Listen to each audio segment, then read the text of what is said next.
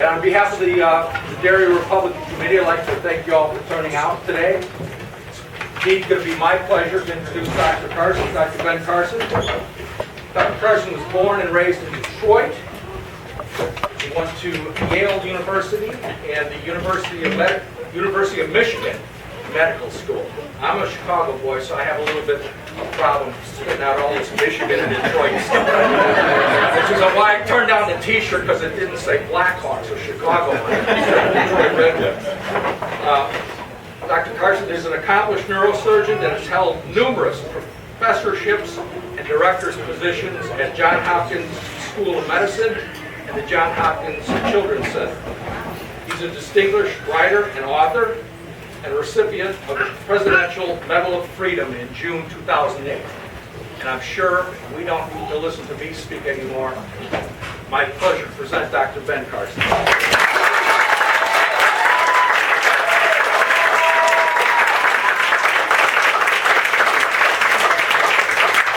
I'm delighted to be here, and thank you guys for this incredibly beautiful day. I didn't really know they had days like this in New Hampshire.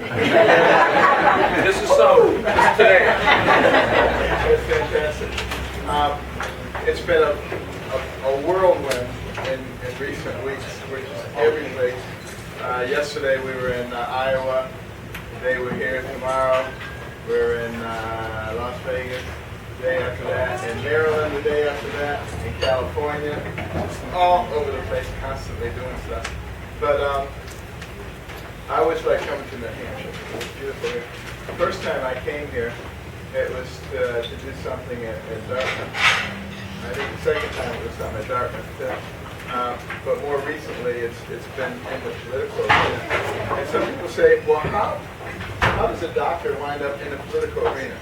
Well, first of all, let me just emphasize that 5 doctors signed the Declaration of Independence.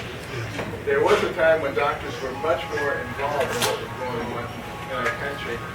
And it's only the political class that has convinced people that they're the only ones who know things, and they're the only ones who know how to do anything. Well, they have done a very good job of getting us in a big mess.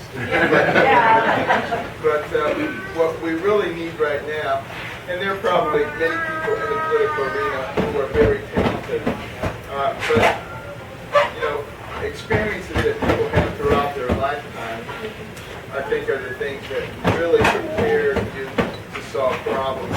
And right now, our nation has some incredible problems. And the reason I'm even interested in helping solve those problems is because I spent my whole professional career looking out for the welfare of children and trying to provide for their longevity and for their quality of life. And my intention was to retire and relax. And we bought a beautiful home in Florida on a golf course, and I bought an organ because I always wanted to play the organ. I've turned it on 3 or 4 times. And I played golf twice in 2 years. But, I couldn't really relax knowing that the future of these young people was in jeopardy. And the risk was just leaving it to politics as usual. When people make wonderful speeches, and they, sometimes have done some nice things in the political arena, but, we have to do something pretty major right now if we're going to save our nation. We can't just tinker around the edges. We need some really big changes to occur. Things that are threatening to destroy us as a nation are divisiveness.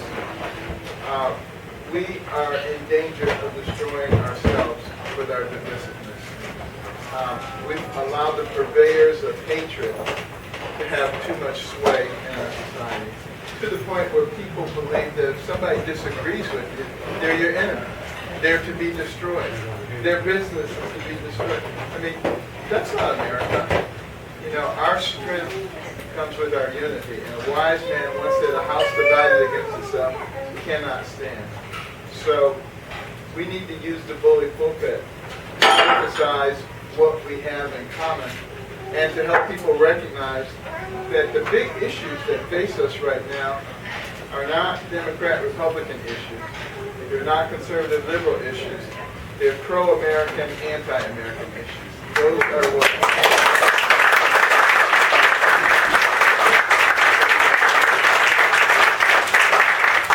I think the other thing that is threatening to destroy us and the future for our children is our fiscal irresponsibility. We have more than $18 trillion in national debt right now. And this is going to be the first year since we were involved in a big war that the GDP will actually be less than the national debt. And most economists will tell you that when the debt to GDP ratio reaches 90%, you're going to have a very difficult time growing the economy. We're at 103%. So it shouldn't really come as any marvel to anyone that, from 1850 to 2000, our economy grew at a rate of 3.3%. Through everything, through wars, through everything. From 2001 until 2014, it grew at a rate of 1.8%. That's a massive difference. If you project that over 20 years, at 1.8%, you're talking about a $26 trillion economy. At 3.3%, you're talking about a $35 trillion economy. That difference, $9 trillion, that's the economy of Japan and Germany. That's a huge, huge difference. So we have to ask ourselves the question, how do we get that working again? Well, we obviously have to drive that debt down. How do we do that? Some of it, obviously, is through cutting programs. We have a lot of unnecessary things that are going on, a lot of duplication of effort that is going on, a lot of amazing waste, just Medicare, Medicaid, and Social Security. You're talking over $500 billion of fraud just in those things by themselves. You look at the mineral rights, the oil rights, coal, all this stuff, and the property that we have, 2.5 billion acres. If we manage that in a reasonable way, like a business would, we can get an incredible return on that. We get 60% of what Texas did from this because we haven't updated our leasing programs for decades. In other words, if we begin to run our government like you run a business, instead of this just gigantic, inefficient thing where nobody has any responsibility. And I can tell you, having spent a lot of time in the corporate world, I'm sure much more time than anybody else who's running, how things work in the corporate world, how you have to assign responsibility to people. You have to set expectations. You have to make sure that those things are being followed. And if we start doing that in government and use some of the same programs that have been used very effectively, for Toyota, and Apple Computer, and many other businesses who basically have trimmed at least 25% off of their operating costs. And it'll be a lot more than that for our government because we're run a lot less efficiently than those companies are. That's going to help tremendously. The other thing is you have to create an environment that is conducive to investment. You want the lifeblood of capitalism is entrepreneurial risk-taking and capital investment. But when you have an environment that doesn't encourage those things, that in fact pushes those things away, why would you be surprised that we have this sluggishness going on? We can reverse that pretty quickly. We have the highest corporate tax rates in the developed world. Now, why would it be surprising to our government that companies would be doing work overseas and paying a much lower tax rate? To me, that's like a no-brainer whatsoever. And when Canada realized that, their corporate tax rates were the same as ours, they slashed them more than in half. And what happened? As Ross Perot used to say, the giant swooshing time. People start going up there. You know, we need to do things that attract those things back here. There's, it's estimated there's approximately $2 trillion in American money overseas. They would love to bring that back. What I would propose is a 6-month tax holiday to allow them to bring that money back, to repatriate that money. I would think it would be a wise thing for us to require that 10% of it be used to create jobs and stimulate things in depressed areas of the country. But that would have an enormous effect immediately, and what costs the taxpayers $1. That's the kind of stimulus that we need, not the one that happened, you know, back in 2008, which didn't stimulate anything. What are all those shovel-ready jobs? Where did they go? They got buried. I guess that's what they did with shovel. None of the things that were supposed to happen happened. We need people who know how to make things happen. And then the other thing that really, I think, is threatening us is our lack of leadership on the world stage. Because what is happening is that we've created a void that's being filled by bad guys. And as they continue to fill that void, they actually make the world more dangerous for us. It's going to actually cost us more money and more lives to be able to deal with it. Ronald Reagan had it right when he talked about peace through strength. And we're doing just the opposite right now. Our Navy is at its smallest size since 1917. You know, recently, you know, the Teddy Roosevelt Carrier Group, which was supporting the efforts in Iraq, when the problem started in Yemen, instead of us being able to send another carrier group, we extracted the one that was there to move it over. You know, this is not the way we used to be. We used to be able to do multiple things all over the world. That's the way we should be. We have to be in a dangerous world that we live in right now. Also, recognize that ISIS and other jihadists want to destroy us. Their goal is to destroy America and our way of life. And we have two choices. We can sit back and wait for them to get big enough and powerful enough to do that, or we can destroy them. I would go for the second. Here, here.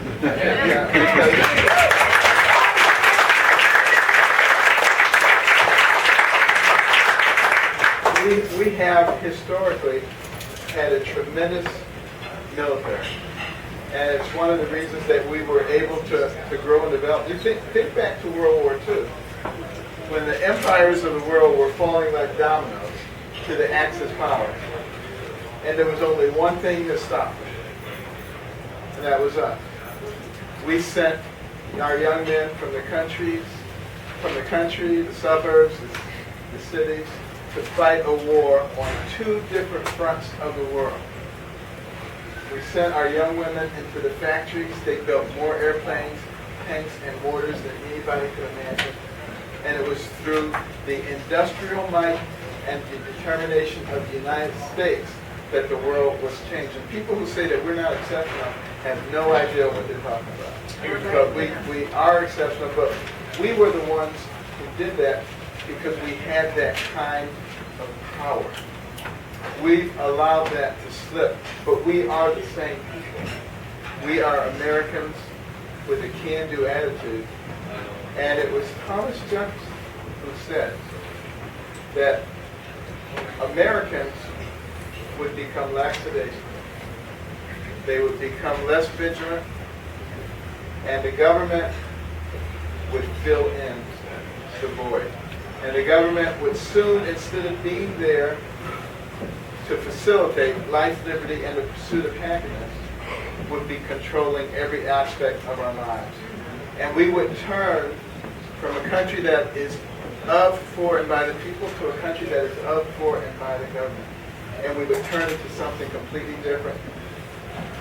But to his credit, he said, before we took the final plunge and we moved into another form of government, the American people would wake up and they would once again take control of the government. And I think this is the time for us to do it right now.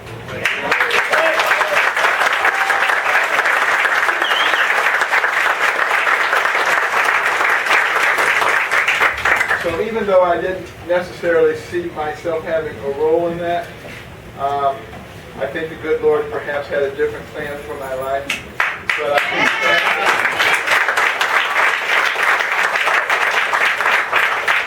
but it's not something that a man can do. It is something that we can do, we the people, because this country belongs to us. It does not belong to any political class. It belongs to us. But we're the ones who are going to have to enforce that by becoming informed and by becoming involved. And I'm 100% convinced that we are going to do it, because as I travel all over the country, red states, blue states, north, south, east, west, I see tremendous numbers of people, and I encounter so many people who say, I've never voted before. I never even got registered, but I'm registering now so I can vote for you. I never donated a dime. I'm donating to you. I get that everywhere, which means we're bringing in people who were sitting on the sidelines, because in 2012, 93 million people who could have voted did not vote. That was more than voted for either candidate. 30 million evangelicals did not vote. If we can just make a small dent in those numbers, it will be over for the progressives. And we want to.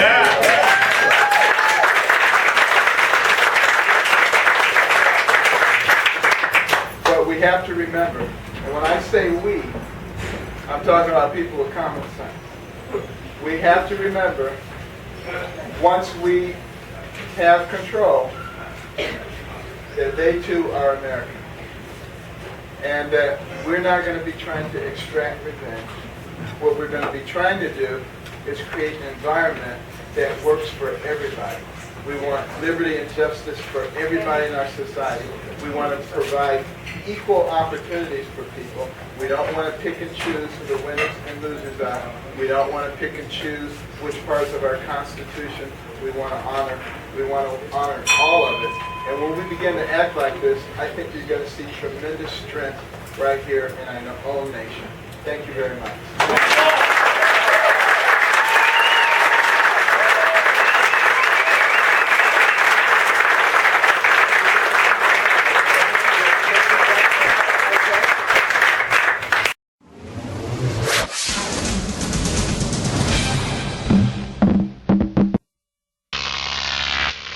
Croc TV.